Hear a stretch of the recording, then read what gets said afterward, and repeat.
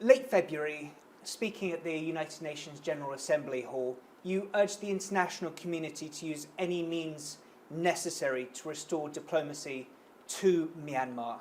What actions do you want to see taken, Ambassador? I'm here at a President Trump supporters watch party here in Milwaukee, the biggest city here in the state of Wisconsin. And according to the polls so far, it shows that President Trump is enjoying a lead over former Vice President Joe Biden by several percentage points. However, some analysts warn that it's too early to take a look at things yet. The reason for that is that some believe that there is what is being touted as a red mirage. Peloton and other providers of at-home internet-connected fitness equipment have built a strong following during the pandemic. Fitness studios like this are hopeful that customers will keep racing back as coronavirus restrictions continue to ease. But Peloton posted a 128% bump in sales last quarter and remain confident that business won't be slowing down. All members of the New York workforce deemed non-essential won't be allowed to work at their offices. Now, that is an incredibly strict measure, and this comes as New York State now accounts for nearly half the cases of COVID-19 in the entire country. Friends say this was Lindani and his family's favourite beach on the island. Lindsay would often come here growing up, but after the death of her husband, says she's unsure whether she can ever live in Hawaii again. This attack here in Midtown Manhattan came just several days after a major protest was held here in New York City, as well as corresponding anti-Asian violence demonstrations across many US cities over the weekend. And in the wake of this particular attack, we can expect those voices calling for an end to violence against this community to grow even louder. For CBC News, I'm William Denselow in New York. Support from Wisconsin's dairy industry could be vital in a state that Donald Trump won by less than 23,000 votes in 2016. The Trump administration hopes its trade policies will help feed support in farming communities. And recent polling suggests the president has an edge over Joe Biden in rural Wisconsin.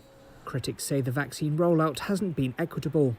Nearly a quarter of the city's population is black, but that isn't reflected in the vaccine data that's available. More than 800,000 vaccine shots have been administered in the city, but only around 11% of those have gone to black residents. The hope is that vaccine hubs like this can help address vaccine inequality. Efforts are underway here in Kenosha and across Wisconsin to get people to channel their anger over Jacob Blake's shooting and the protest that followed towards voting in November's election. But activists say there are some substantial roadblocks in the way. Our U.S. correspondent William Denselow is in Honolulu. He joins us now live. So, Will, you spoke to the family's legal team. What's the latest? Well, Shahan, that's absolutely right. We spoke to Jim Bickerton, representing Lindani Mieni's family just yesterday here in Honolulu, and he said that he's really asking the police to release several key bits of information that they believe are incredibly pertinent to this case. The first is they want to see more body cam footage released. Of course, we've seen that minute or so footage already unveiled by the Honolulu Police Department. What they want to see is police cam footage preceding that minute or so clip that they have provided to help give us a little bit more perspective into the run-up of that deadly incident. 6 of the 8 victims of these shootings were of Asian heritage. And against a backdrop of rising discrimination in the US, the show of unity and support here is clear. President Biden has described the decision by certain states, including Texas, to relax mask requirements as Neanderthal thinking. But signs like this are a common sight in the city of Houston.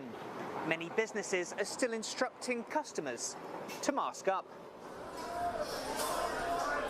You mentioned that race in 2016. It was a race that President Trump won by less than 23,000 votes. So that just shows how tight those margins were 4 years ago. Now, according to a recent poll from the New York Times and Siena College, showed that former Vice President Joe Biden enjoyed a lead in the state of Wisconsin of around 11 points. It quickly became the epicenter of the US COVID-19 outbreak. However, New York City has entered phase 1 of its reopening plan, and bookstores like this one you can see behind me is one of an estimated 16,000 retailers now permitted to reopen. William Denselow reports from the US-Mexico border. The first uncertain steps on US soil in a journey that started in Central America around 2,000 kilometers away. Over the course of 2 hours, CNA saw smugglers making at least 10 trips across the Rio Grande, shuttling parents and mostly young children from Mexico onto a riverbank near the Texas border town of Roma. The migrants then make their way up the hill to be processed by waiting Border Patrol agents. Pastor Luis Silva is often on hand to provide water and help escort them. He says this has become an almost nightly event since February. They are allowed to ask for asylum as they come in. That's the biggest problem that we're having right now, that everybody can come in and ask for asylum because the law is not working. When the COVID-19 pandemic hit, then President Donald Trump effectively closed the border to asylum seekers. The controversial Title 42 policy remains in place. But unlike the previous administration, the US is no longer expelling unaccompanied minors. In March, more than 18,000 unaccompanied children crossed the border. That's 60% more than the previous record set in 2019.